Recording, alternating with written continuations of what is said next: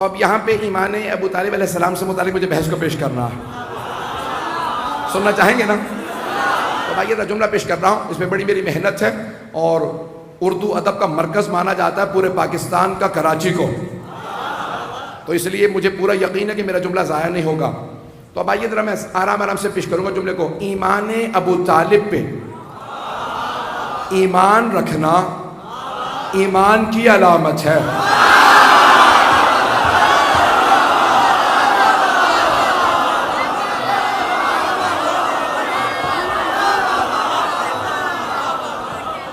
میں نے کہا تھا جملہ دہراؤں گا نہیں، اور واقعاً آپ نے حق ادا کیا ہے۔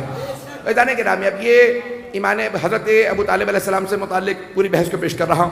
اچھا، ایک نہ جانے پتہ نہیں یہ بحث کیسے مسلمانوں میں سرایت کر گئی ہے کہ کسی اور سے متعلق یہ بحث نہیں پیش کی جاتی۔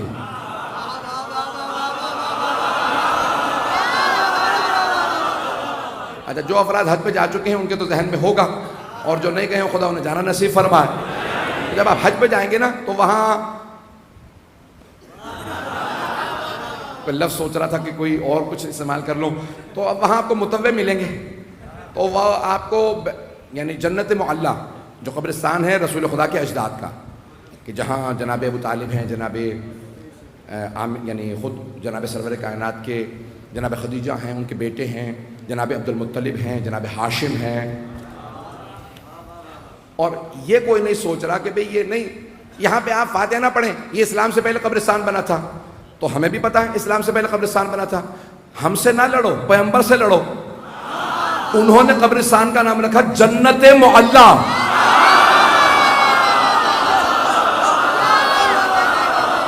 حبیب خدا نے نام رکھا جنت معلیٰ، جنت بھی نہیں، جنت معلیٰ، جیسے ہے کربلا معلیٰ۔ تو عزیزان گرامی وہاں آپ جائیں نا تو اگر متوع کھڑا ہوگا کہتے خبردار یہاں فاتحہ وغیرہ نہ پڑھنا، زیارت نہ کرنا، آگے کوئی دعا نہ مانگنا، اور 3 الفاظ ہی انہیں یاد ہیں۔ یہاں پہ اگر فاتحہ پڑھو گے، دعا مانگو گے، ذریعے پہ زیارت کرو گے تو بدعت ہے، شرک ہے، حرام ہے۔ میں بار بار کہہ رہا ہوں، نہ جانے گے 3 الفاظ انہیں کون دے گیا۔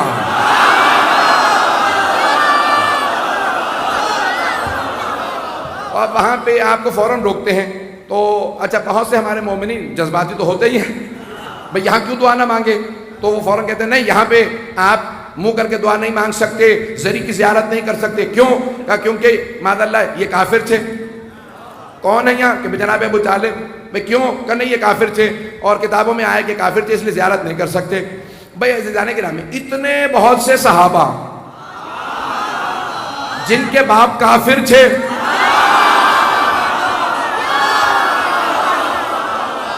نہیں میں توہین نہیں کر رہا ہوں، میری عادت ہی نہیں ہے بالکل بھی۔ عزیزان گرامی بھائی کتنے بہت سے ایسے لوگ تھے جن کے باپ جو ہیں وہ کافر تھے، لیکن کہیں پہ ضد نہیں ہے، ضد ہے تو جناب ابو طالب سے۔ تو وہاں پہ متوع کھڑے رہیں گے، کہیں نہیں یہاں زیارت نہیں کر سکتے کیونکہ ان کی زیارت کرنا جائز نہیں، بدعت ہے، حرام ہے، شرک ہے۔ کہ بھئی کیوں؟ کہ بھئی یہ کافر تھے، اور کہا کہ بہت سی احادیث بھی پیش کی ہیں۔ کیا بھئی پیغمبر اسلام نے ان کو کان میں کہا چچا جان آپ کلمہ پڑھ لیجئے، میں روز قیامت آپ کی شفاعت کر دوں گا۔ پیغمبر نے کان میں کہا تو ایک بات تو واضح ہو گئی کہ شفاعت ہے، نہیں پہنچا سکا۔ تو وہ کہتے ہیں پیغمبر نے، رسول خدا نے جناب ابو طالب کے کان میں کہا، میں کتاب کا حوالہ نہیں دے رہا ہوں، آپ کو معلوم ہے کہ اس کی دل آزاری نہ ہو جائے کتاب کا نام لوں گا تو اب کتاب میں آیا، ہماری مستند ترین کتاب ہے قرآن کے بعد وہ کہتے ہیں، تو اس میں لکھا ہوا ہے کہ رسول خدا نے کہا چچا جان، کان میں کہا چچا جان آپ کلمہ پڑھ لیجئے میں آپ کی شفاعت کر دوں گا۔ تو جناب ابو طالب نے فوراً پلٹ کے کہا بھتیجے میں اپنے اجداد کے دین پہ باقی ہوں۔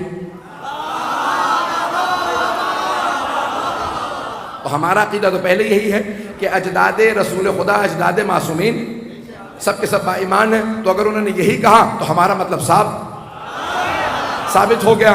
اب وہ کہتے ہیں کہ نہیں رسول خدا نے کان میں کہا جناب ابو طالب سے چچا جان آپ کلمہ پڑھ لیجئے۔ مجھے تعجب ہے مسلمانوں پہ، سننے پہ آتے ہیں تو کان میں کہیں بات سن لیتے ہیں۔ مجھے تعجب ہے مسلمانوں پہ، سننے پہ آتے ہیں تو کان میں کہیں بات سن لیتے ہیں۔ بھئی کان میں بات اس لیے کہی جاتی ہے تاکہ کوئی اور نہ سنے، نہیں پہنچا پائے۔ مجھے اگر انتظامیہ سے کچھ کہنا ہو نا، میں کان میں کسی کے بات کہہ دوں تو کان میں کہنے کا مقصد یہی ہے تاکہ آپ لوگ نہ سنیں۔ تعجب ہے مسلمانوں پہ، سننے پہ آتے ہیں تو کان میں کہیں بات سن لیتے ہیں، اور نہیں سننے پہ آتے تو غدیر میں چیخ چیخ کے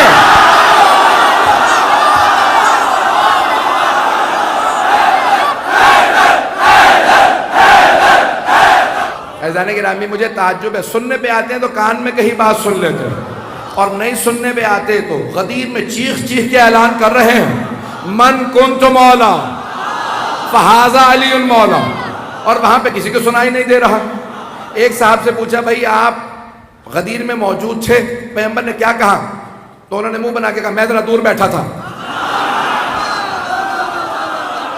انہوں نے دوسرے سے کہا تو سب سے آگے بیٹھا تھا،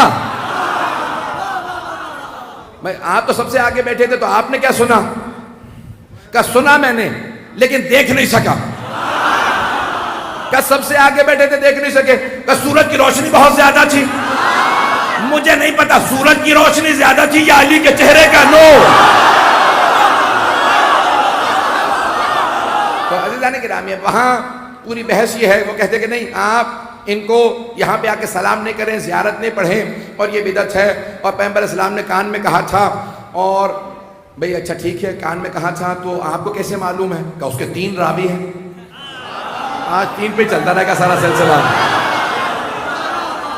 تو میں 3 راوی بتا رہا ہوں، میں کسی کی توہین مقصود نہیں۔ تینوں راویوں کی جلدی نام سن لیجیے۔ پہلے راوی ہیں عبداللہ ابن عباس، دوسرے ہیں عبداللہ ابن عمر، تیسرے ہیں ابو ہریرہ۔ تو 3 راوی ہیں، اور وہ کہتے ہیں قریش کے سارے سردار جمع تھے۔ پیغمبر نے ایک مرتبہ سرور کائنات نے آ کے اپنے چچا کے کان میں کہا چچا جان ایمان لے آئیے میں آپ کی شفاعت کر دوں گا۔ تو اب آئیے ذرا دیکھتے ہیں، میں تو تجزیہ کروں روایت کا کیونکہ روایت کے اوپر تجزیہ جائز ہے، علم رجال کی بحثیں ساری اسی پہ، اور شیعہ سنی سب علم رجال کی بحثیں۔ پہلے عبداللہ ابن عباس، ذرا ان سے متعلق تجزیہ کر لیجئے، جو اس وقت 2 برس کے تھے۔ وہ تو روایت کر نہیں سکتے، یہ شاید آپ کے ہاں کراچی میں روایت 2 برس کے بچے سے شروع ہو گئی ہوں، تو آپ خاموش نہ بیٹھیے گا۔ وہ تھے 2 برس کے۔ دوسرے ہیں عبداللہ ابن عمر، وہ کہتے ہیں میں وہاں، بھئی قریش کے سرداروں کا جلسہ تھا، قریش کے سردار جمع تھے، تو آپ وہاں کیا کر رہے تھے؟ بھئی جب سردار جمع ہوتے ہیں نا وہ اوروں کو نہیں آنے دیتے، اور اس زمانے میں تو اور زیادہ پابندیاں تھیں، پتہ نہیں لوگ ہیں یا نہیں۔ تیسرے ہیں ابو ہریرہ، وہ ابھی مسلمان ہی نہیں ہوئے تھے، وہ مسلمان ہوئے 9 ہجری میں، 9 ہجری میں۔ مکے کے اندر ابھی سردار جمع ہیں۔ تو اب یہ 3 راوی میں نے تینوں کو بتا دیا آپ کو کہ صورتحال کیا ہے۔ بہرحال اب وہاں پہ پیغمبر اسلام نے کان میں کہا چچا جان آپ ذرا کلمہ توحید دہرا دیجئے۔ آج تک شیعوں میں تلقین باقی ہے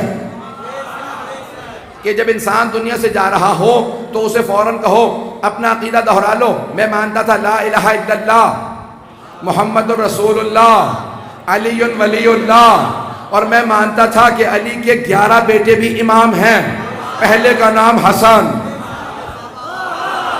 اور روایت میں ہے کہ 12 تک سب کے نام دہراؤ، اور ایک مرتبہ کہو کہ تم قرآن کو مانتے تھے، سیدہ کو مانتے تھے، سارے عقیدے کو دہراؤ۔ تو دہرایا عقیدہ اس کے لیے جاتا ہے جو با ایمان ہو، بے ایمان کو آخری وقت میں نہیں کہا جاتا۔ پہنچ رہی ہے جو ہے نا جانے گرام، خدا سلامت رکھے ان ماں باپ کو کہ جو ان بچوں کی تربیت کر رہے ہیں، کہ انہیں مجلسوں میں آنا سکھا رہے ہیں، نعرہ لگانا سکھا رہے ہیں۔ عزیزان گرامی اب میں پیش کر رہا ہوں، تو اب وہاں سردار جمع تھے، اور ایک مرتبہ جناب ابو طالب علیہ السلام سے اگر کہا سرور کائنات نے تو ہمارا عقیدہ یہی ہے، شاید اسی لیے یہ ہمارے ہاں رائج ہے۔ چھٹے امام نے کہا کہ جو مرنے والا ہو اس سے کہنا عقیدہ دہرا لے، اور مرنے کے بعد قبر میں بھی جب دفناؤ تو دوبارہ عقیدہ دہرا دینا۔ ایک جملہ یہاں پہ کہوں گا، اپنی ذاتی کیفیت بتا رہا ہوں۔ یقین مانیے کہ موت کے بعد جو تسکین مجھے محسوس ہوتی ہے نا وہ تلقین پہ ہوتی ہے کہ پروردگارہ تیرا شکر ہے تو نے ہمیں لاوارث پیدا نہیں کیا، نہ جانے قبر میں کون کون جائے گا، کیسے کیسے جائے گا، تیرا شکر ہے تو نے ہمیں علی کا ماننے والا بنایا، قبر میں بھی جائیں گے تو مولا